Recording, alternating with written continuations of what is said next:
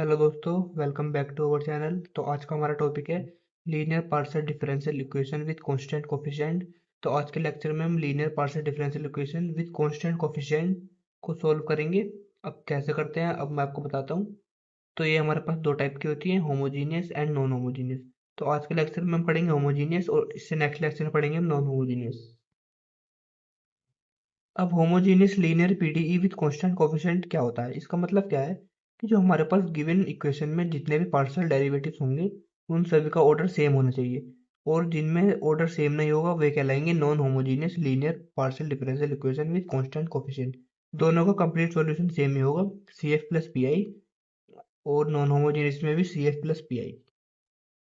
C F P I आपने mathematics 2 में भी पढ़ा होगा, लेकिन वहाँ हम क्या कर रहे थे, वहाँ हम y की वैल्यू कैलकुलेट कर रहे थे in term of x।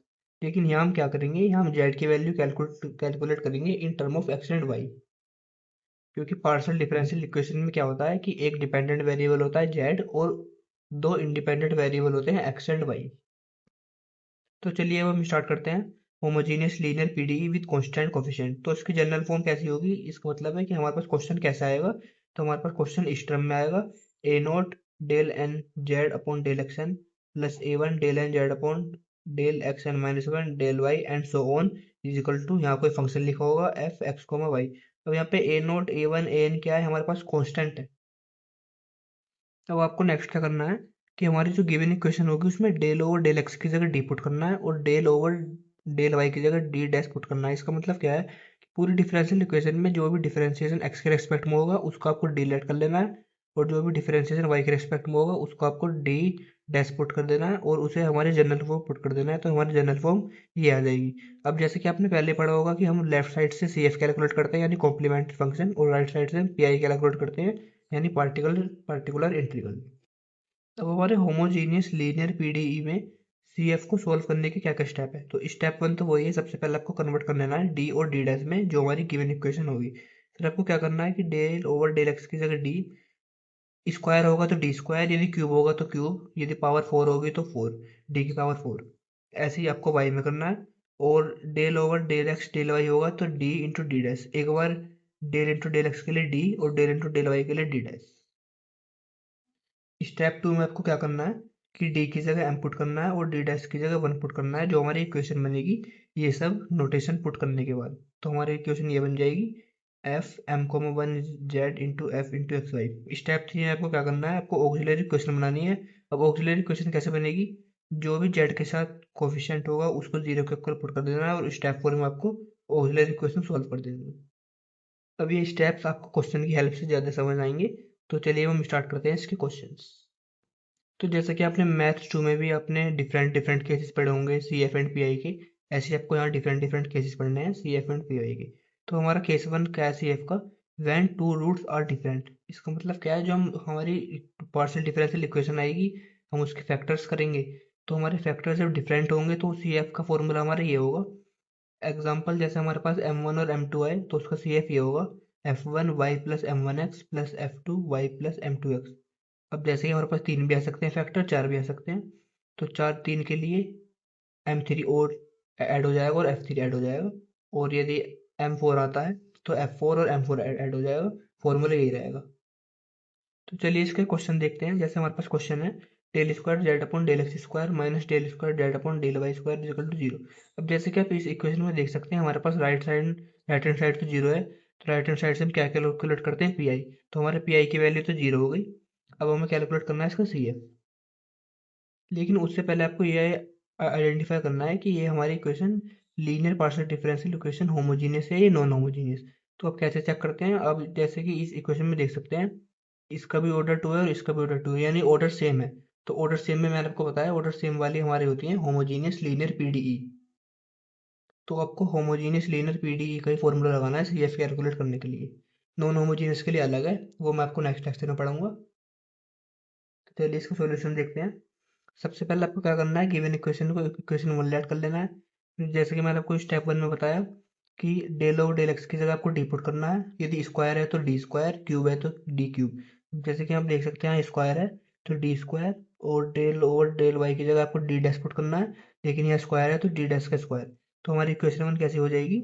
D square Z minus D dash square Z is equal to 0। यहाँ सब जेड कॉमन ले सकते हैं, D square minus D dash का square Z is equal to 0।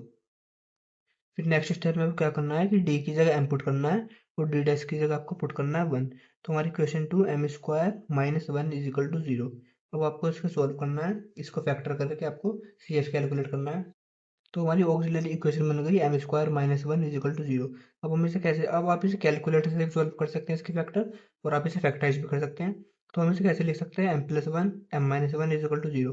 तो एम की वैल्यू क्या क्या आ गई हमारी, 1 और -1। 1 और -1 दोनों डिफरेंट है, तो डिफरेंट के लिए मैंने आपको सी एफ का फॉर्मूला बताया, f1y plus m1x plus f2y plus m2x। m1 की वैल्यू 1 है और m2 की वैल्यू -1 है। आपको इसमें पुट कर देना है, हमारा सी एफ का फॉर्मूला आ जाएगा। और पी आई मैंने जैसा आपको बताया हमारी राइट हैंड साइड 0 है, तो हमारा पी आई 0 आ गया। कंप्लीट सॉल्यूशन में Z is equal to C F plus P I दोनों को ऐड करके लिख देना है, और यही हमारा फाइनल आंसर है। अब हमारा सी एफ का नेक्स्ट केस है case 2 when roots are same. यदि हमारे रूट सेम आए, यानी m1 m2 m3 is equal to m, यानी तीनों इक्वल आए, या m4 भी हो सकता है, यानी जितने ही फैक्टर हो उस इक्वेशन के वो सब इक्वल हो, तो सी एफ का फॉर्मूला क्या होगा, f1y plus M X plus X की multiply f2y plus M X. यदि हमारे पास 3 रूट हो तो एक एक एक्स स्क्वायर और आ जाएगा, यदि हमारे पास 4 रूट होते तो एक्स क्यूब आ जाता और एफ और आ जाता। यही हमारा रूट्स का फॉर्मूला है यदि सेम हो। तो चलिए इसके क्वेश्चन देख लेते हैं। जैसे हमारे पास क्वेश्चन है 25r minus 40s plus 16t is equal to 0। अब जैसे कि आप इस क्वेश्चन में देख सकते हैं, हमें आर एस टी गिवन है, हमें हमें डेल में गिवन नहीं है क्वेश्चन, यानी del upon del X del upon del Y इस फॉर्म में गिवन नहीं है, लेकिन ये है इस फॉर्म में। जैसे कि मैंने आपको यूनिट 1 की स्टार्टिंग में बताया था, हमारे पास कुछ स्टैंडर्ड नोटेशन है। आर एस टी को हम क्या लिख सकते हैं, आर को हम लिख सकते हैं डेल स्क्वायर डेट upon del X square, S को डेल स्क्वायर डेट upon del X del Y, और टी को डेल स्क्वायर डेट अपॉन डेल वाई स्क्वायर। तो हमारे पास ये हमारे स्टैंडर्ड नोटेशन में बन गई है पार्शियल डिफरेंशियल इक्वेशन। उसके बाद आपको वही करना है कि डेल ओवर डेल एक्स की जगह डी पुट करना है, लेकिन यहाँ स्क्वायर है तो square. Del over del Y की जगह आपको पुट करना है डी डैश, यहाँ स्क्वायर है तो डी डैश का स्क्वायर। और del square del upon del X del Y की जगह डी इंटू डी डैश। अब ये कैसा आया, एक बार डेल अपॉन डेल एक्स के लिए डी और डेल अपॉन डेल वाई के लिए डी डैश। तो हमारे पास फाइनल इक्वेशन ये आ गई। इसमें से जेड कॉमन लेके फिर उसके बाद डी की जगह एम पुट करना है और डी डैश की जगह 1। हमारे पास ऑक्सिलरी इक्वेशन ये बन गई। आपको उसको सोल्व कर लेना है, आप इसे कैलकुलेटर से सोल्व कर सकते हैं और आप इसके फैक्टर करके भी सोल्व कर सकते हैं। तो जैसे कि आप देख सकते हैं हमारे पास m की 2 वैल्यू आई है, क्योंकि हमारा हाईएस्ट ऑर्डर था 2। जितना हमारा हाईएस्ट ऑर्डर होगा m की उतनी वैल्यू आएंगी। तो हमारा 2 था, तो m की वैल्यू 2 आई है, 4/5 एंड 4/5। अब इसमें आप देख सकते हैं ये दोनों सेम है, तो हमारा सी एफ का कौन सा फॉर्मूला लगेगा, केस 2। केस 2 हमारा क्या था कि यदि दोनों वैल्यू सेम आए या 3 वैल्यू सभी सेम आए, तो उसके लिए सी एफ का फॉर्मूला था ये। यहाँ हम m की वैल्यू पुट कर देंगे जो हमारे पास फैक्टर आए हैं 4/5 और 4/5। राइट हैंड साइड में इसके 0 है तो P I 0। Complete solution Z equal to C F plus P I. और हमारा सी एफ का नेक्स्ट केस है case 3 when D D dash both D and D dash are common factor. इसका मतलब क्या है कि हमारे पास डी और डी डैश हम कॉमन भी निकाल सकते हैं, तो उसके लिए सी एफ के फॉर्मूले क्या क्या होंगे।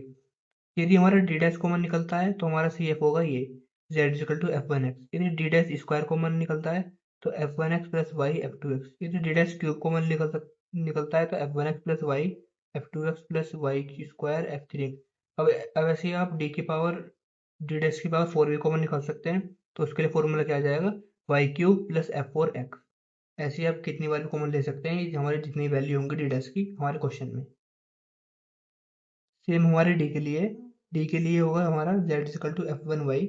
डी स्क्वायर के लिए ये होगा और डी क्यूब के लिए ये होगा।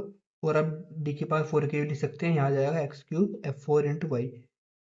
इसका मतलब क्या है कि डी डैश के साथ एक्स लेना है और डी के साथ वाई लेना है सी एफ लिखते टाइम। चलिए क्वेश्चन की हेल्प से समझते हैं। जैसे हमारे पास क्वेश्चन है del cube Z upon del X square minus del cube Z upon del X square into del Y equal to 0। Right hand side 0 है तो हमारा पी आई 0 हो गया।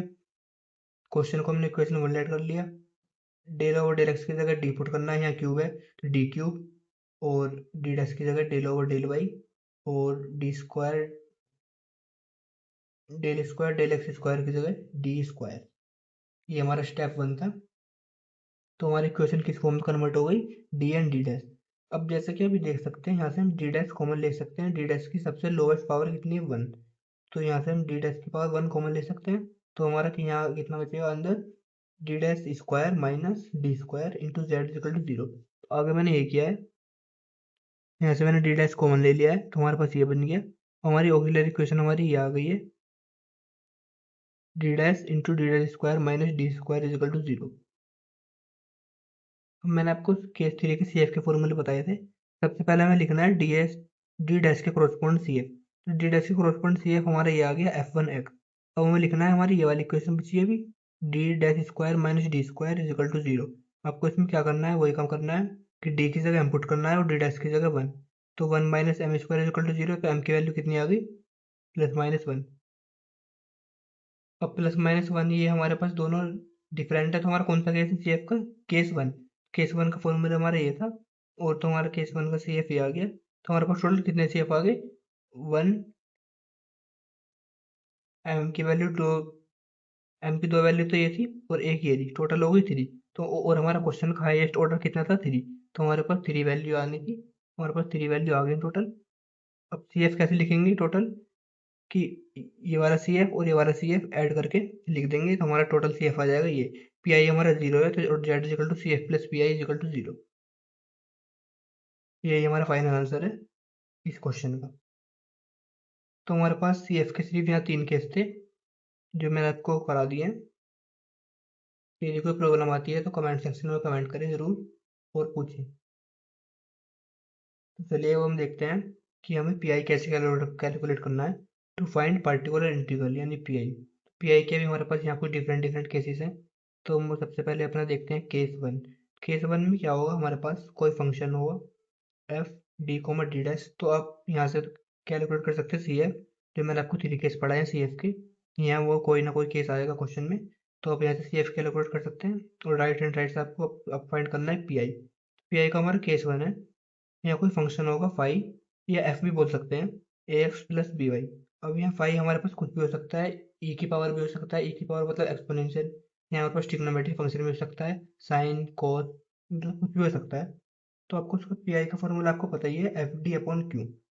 क्यू हमारे पास ये होता था, तो ये हमारे पास आ जाएगा डिनोमिनेटर में, और यहाँ हमारा आ जाएगा फंक्शन जो हमारा क्वेश्चन होगा वो। F D comma T dash is a homogeneous function of degree N. सबसे पहले आपको क्वेश्चन में यही देखना है कि हमारा क्वेश्चन होमोजीनियस है नॉन होमोजीनियस। यदि होमोजीनियस है तो पी आई होमोजीनियस के फॉर्मूले से फाइंड करना है, नॉन होमोजीनियस से गलत हो जाएगा। तो आपको क्या करना है कि रिप्लेस करना है डी की जगह ए और डी डैश की जगह बी, जो हमारा क्वेश्चन होगा। अब इसके भी हमारे पास 2 टाइप हैं। यदि हमारे पास ए और बी पुट करने के बाद यदि नॉट इक्वल टू 0 आता है, तो हमारा पी आई का फॉर्मूला होगा ये। इसका मतलब इंटीग्रेशन करना है, जितनी बार ऑर्डर होगा क्वेश्चन का उतनी बार आपको इंटीग्रेशन करना है, और ए और बी रिप्लेस करने हैं डी एंड डी डैश से। और यदि हमारे पास ए कॉमा बी 0 आ जाता है, तो उसके हमारे पास 2 फॉर्मूले हैं। फर्स्ट फॉर्मूला हमारा ये है, यदि डी की पावर डी डैश से बड़ी है तो हमें एक्स की मल्टीप्लाई करनी है, एक्स की मल्टीप्लाई करनी है न्यूमिनेटर में, और डिफरेंशिएशन करना है डी के रेस्पेक्ट डिनोमिनेटर में। यदि केस फिर भी फेल हो जाता है तो उसे रिपीट करते रहना है अगेन एंड अगेन। और हमारे पास फॉर्मूला, सेकंड फॉर्मूला है, यदि डी डैश की पावर बड़ी है डी से तो वाई की मल्टीप्लाई करनी है, और वाई की मल्टीप्लाई करनी है न्यूमिनेटर में, और डिफरेंशिएशन करना है डी डैश के रिस्पेक्ट डिनोमिनेटर में। यदि केस फिर फेल हो जाता है तो उसे अगेन एंड अगेन रिपीट करना है। चलिए क्वेश्चन की हेल्प से समझते हैं, क्वेश्चन की हेल्प से ज़्यादा समझ में आएगा। तो जैसे हमारे पास क्वेश्चन है, हमारे पास क्वेश्चन गिवन है ये। अब सबसे पहले आपको आइडेंटिफाई करना है कि हमारे पास ये क्वेश्चन होमोजीनियस का है या नॉन होमोजीनियस का। अब जैसे कि आप इसमें देख सकते हैं कि सभी का ऑर्डर 3 है, 3 3। तो ये हमारे पास सेम ऑर्डर है सभी का, तो सेम ऑर्डर का मतलब नॉन होमोजीनियस। तो आपको चेक करना है हमारे पी आई का कौन सा केस है। तो यहाँ आप देख सकते हैं हमें ए एक्स प्लस बी वाई की फॉर्म बननी है, तो हमारे पास पी आई का फर्स्ट केस है। यहाँ कुछ भी हो सकता है, ई की पावर भी हो सकती है, साइन भी हो सकता है, कुछ भी हो सकता है यहाँ पर। तो लेफ्ट हैंड साइड से आप सी एफ कैलकुलेट करेंगे और राइट हैंड साइड से पी आई कैलकुलेट करेंगे, और complete solution Z equal to C F plus P I. चलिए देखते हैं आगे। तो लेफ्ट हैंड साइड से आपको क्या करना है, सबसे पहले मैंने आपको सी एफ कैलकुलेट करना बता ही दिया है, हमारे पास सी एफ ये आ गया। अब हमें कैलकुलेट करना है पी आई। पी आई कैसे कैलकुलेट करेंगे, पी आई का फॉर्मूला क्या है, 1/FD इंटू क्यू। क्यों हमारे पास क्वेश्चन है जो राइट हैंड साइड में गिवन होगा, और 1/FD जो हमारा FD का फंक्शन होगा ये। FD मतलब क्वेश्चन की लेफ्ट साइड। क्वेश्चन की लेफ्ट साइड हमारी ये है, तो आपको स्टार्ट कैसे करना है पीआई कैलकुलेट। मैंने आपको बताया था डी की जगह ए पुट करना है। ए हमारा यहाँ कितना है 1, ई की पावर ए एक्स प्लस बी वाई की फॉर्म है, तो ए हमारे पास 1 है, डी डैश हमारे पास 2 है, और एक्स प्लस 2 वाई को आपको लेट करना है यू, मतलब ए एक्स प्लस बी वाई जो फॉर्म होगी उसे लेट करना है यू। तो यहाँ हमारे पास एक्स प्लस 2 वाई है, उसे हमने यू लेट कर लिया। तो पी आई में हमने पुट कर दिया डी की जगह 1 और डी डैश की जगह 2, और इसे लेट कर लिया यू। तो हमने पुट करा, और इंटीग्रेशन करना है कितनी बार, जितना हमारा क्वेश्चन का ऑर्डर होगा। तो हमारा क्वेश्चन का ऑर्डर है हमारा 3 टाइम इंटीग्रेशन करना है ए की पावर यू का, ए की power U D you into D you into D you. तो इसे सिंप्लीफाई करके 1/27 इंटू ई की पावर यू का आप कितनी बार भी इंटीग्रेशन करेंगे तो ई की पावर यू ही आएगा, और लास्ट में यू की वैल्यू पुट कर देनी है जो हमने लेट करी थी x+2y। तो ये हमारा पी आई आ गया, और कंप्लीट सोल्यूशन में लिख देना है u is equal to C F plus P I, क्योंकि हमारे पास u यहाँ हमारे पास u डिपेंडेंट वेरिएबल था, तो u is equal to C F हमने ये कैलकुलेट कर लिया, पी आई ये आ गया हमारा। दोनों को ऐड करके फाइनल आंसर लिख देना, यही हमारा इस क्वेश्चन का फाइनल आंसर है। अब यहाँ मैंने इसका इस एक और क्वेश्चन लिया है। यहाँ मैंने इसका फंक्शन लिया है 10। यहाँ 10 की जगह साइन भी हो सकता है, कोस भी हो सकता है, मतलब ट्रिग्नोमेट्रिक कोई भी फंक्शन हो सकता है। सबसे पहले आपको यहाँ लेफ्ट साइड से सी एफ कैलकुलेट करना है, सी एफ हमारे ये आ गया। पी आई कैलकुलेट करेंगे। तो ये क्वेश्चन मैंने क्यों लिया है, क्योंकि इसमें हमारा केस वन का टाइप 1 जो है वो हमारा फेल हो जाएगा, तो इसमें हमारा टाइप 2 यूज होगा। अब देखते हैं कैसे। तो सबसे पहले आपको टाइप 1 ही अप्लाई करना है। तो जैसा कि हम देख सकते हैं हमारी फॉर्म बननी है ए एक्स प्लस बी वाई, यानी हमारा ये केस 1 है। केस 1 में क्या करते थे कि डी की जगह ए पुट करते थे और डी डैश की जगह बी। तो ये हमारा ए भी 1 है और बी भी 1 है, तो यदि हम यहाँ 1 - 1 करेंगे तो ये हमारा 0 हो जाएगा। तो 0 हमारा टाइप 1 यानी फेल हो गया। टाइप 2 हमारा क्या कहता था, यदि डी और डी डैश की पावर सेम है, तो ये हमारी पावर सेम है, तो एक्स की मल्टीप्लाई करेंगे और और डिनोमिनेटर में डिफ्रेंशिएट करेंगे डी के रेस्पेक्ट। तो यहाँ हमने वही किया है, एक्स की मल्टीप्लाई करिए और यहाँ डिफ्रेंशिएट करा इसका भी डिफ्रेंशिएट कर सकते हैं, 2 की power D 2 into D minus D dash into 10y+x। अब हमें फिर चेक करना है, ए 1 है और बी भी 1 है, हमारा केस फिर फेल हो गया, यानी फिर मल्टीप्लाई करेंगे एक्स की, तो एक्स स्क्वायर इंटू और डी के रेस्पेक्ट करेंगे डिफ्रेंशिएट। ये डिफ्रेंशिएट कैसे हुआ, 1 - 0, डी का 1 और डी डैश का 0, क्योंकि डी के रेस्पेक्ट करना है। तो 1 - 0 1, तो 2 आ गया इंटू 10y+x। तो हमारे पास फाइनल पे आ गया पी आई आ गया ये, और कंप्लीट सॉल्यूशन में लिख देना है z equal to C F plus P I, यानी सी एफ और पी आई को ऐड करके कंप्लीट सॉल्यूशन लिख देना है, यही हमारा फाइनल आंसर है। तो चलिए अब हम चलते हैं अपने पी आई के केस 2 की तरफ। तो केस 2 हमारा क्या है, एफ एक्स कोमा वाई, यानी कोई फंक्शन होगा एक्स कोमा वाई का, इज इक्वल टू एक्स की पावर एम इंटू वाई की पावर एन, यानी हमारा क्वेश्चन होगा एक्स इंटू वाई की प्रोडक्ट में और उसके कुछ पावर होगी। तो चलिए देखते हैं। पी आई का हमारा फॉर्मूला वही है 1/FD into Q. P I हमारा कैसे कैलकुलेट होगा कि जो हमारा न्यूमिनेटर पार्ट है आपको उसको ऊपर ले जाना है, तो ऊपर ले जाकर उसकी पावर क्या हो जाएगी -1, और उसे किस फॉर्म में बनाना है 1+5, या एफ भी बोल सकते हैं, D comma D dash into x की पावर एम इंटू वाई की पावर एन। अब हमें इसे कैसे अप्लाई करना है, यदि एन और एम की पावर सेम है, यदि एक्स की और वाई की पावर सेम है, तो आप कुछ भी कॉमन निकाल सकते हैं डी और टी डैश।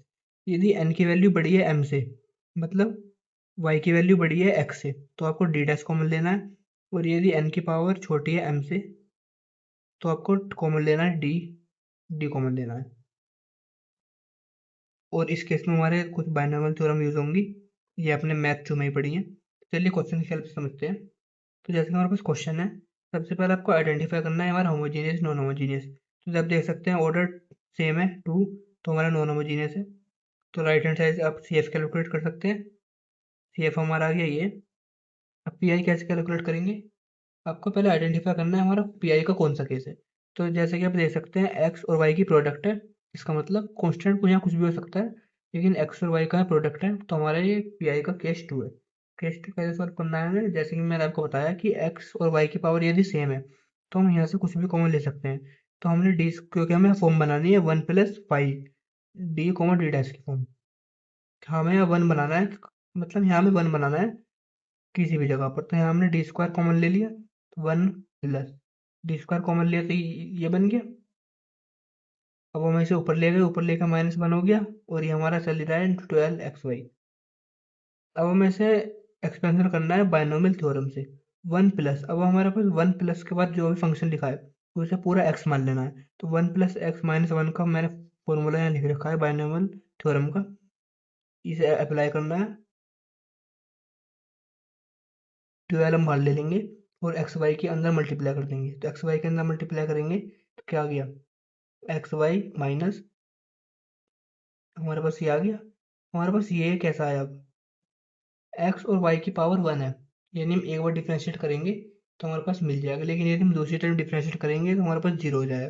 तो हमारे पास एक्सपेंशन करने के बाद यदि यदि पावर टू है तो वो सब हम लीव कर देंगे, यानी छोड़ देंगे उन्हें, केवल वन पावर लेने वाले हैं, क्योंकि हमारे पास एक्स और वाई की पावर वन है।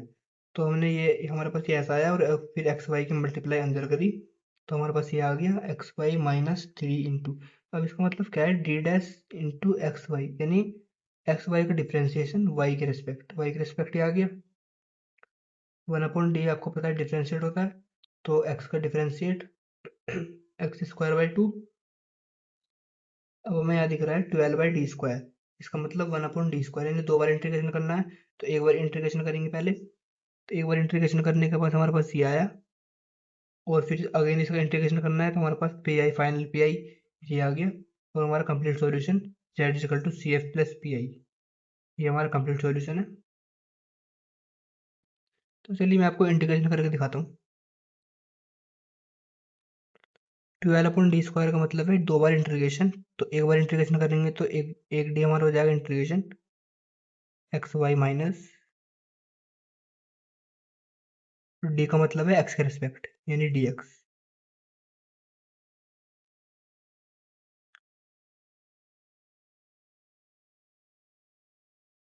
एक्स के रेस्पेक्ट करना है तो वाई हमारा एज अ कांस्टेंट है, तो एक्स का X square by two into Y minus three, X square का X cube upon three, X cube upon three into two, two हमारे पास पहले से था, थ्री से थ्री कैंसिल,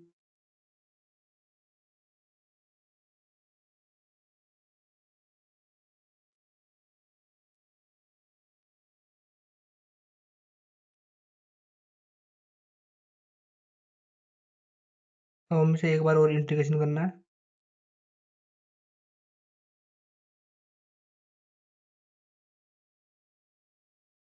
वाई हमारा कांस्टेंट रहेगा, एक्स स्क्वायर का X cube by three into two Y minus X cube by to,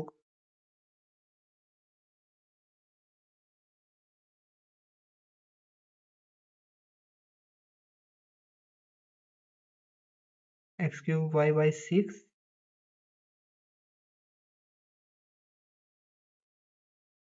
आप 12 के अंदर मल्टीप्लाई कर सकते हैं।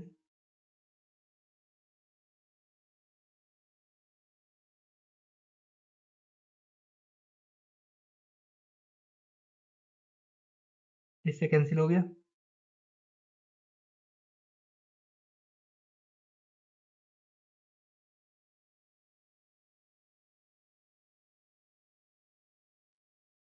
ये हमारा फाइनल पी आई है।